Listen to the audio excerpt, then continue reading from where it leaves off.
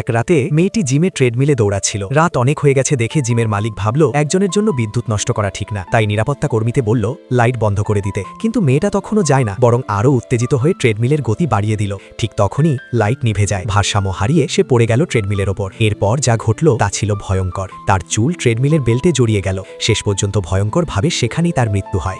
এই দৃশ্য দেখে জিমের মালিক স্তব্ধ হয়ে যায়, কিন্তু নিজের ব্যবসা বাঁচানোর জন্য সে নিরাপত্তা কর্মীকে হুমকি দেয় এই ঘটনা যেন কেউ না জানে। কয়েকদিন পর এক ছেলে জিমে নতুন সদস্য হয়। সেদিন রাতেই সে ব্যায়াম করতে আসে। প্রথমে সে একটু ব্যায়াম করেই চলে যেতে চেয়েছিল, কিন্তু পাশে এক সুন্দরী মেয়েকে দৌড়াতে দেখে সে আরও অনুপ্রাণিত হয়। হঠাৎ করে তার ব্যবহৃত যন্ত্রে সমস্যা দেখা দেয়। সে মেয়েটিকে ডাকতে গিয়ে দেখে মেয়েটা হঠাৎ উধাও। একই সাথে জিমের আলো ম্লান হয়ে যায়। ঠিক তখনই সে অনুভব করে কিছু একটা অস্বাভাবিক। পেছনে তাকিয়ে দেখে সেই মেয়েটি তার সামনে বসে আছে। ভয়ে ছেলেটি পালাতে যায়, কিন্তু মেয়েটির আত্মা তার উপর চাপ সৃষ্টি করে। তার পা ধীরে ধীরে ভেঙে ফেলতে চায়। সে সর্বশক্তি দিয়ে নিজেকে বাঁচানোর চেষ্টা করে। ঠিক তখনই হঠাৎ আলো জ্বলে ওঠে। সবকিছু স্বাভাবিক হয়ে যায়। এভাবে সে অল্পের জন্য বেঁচে যায়।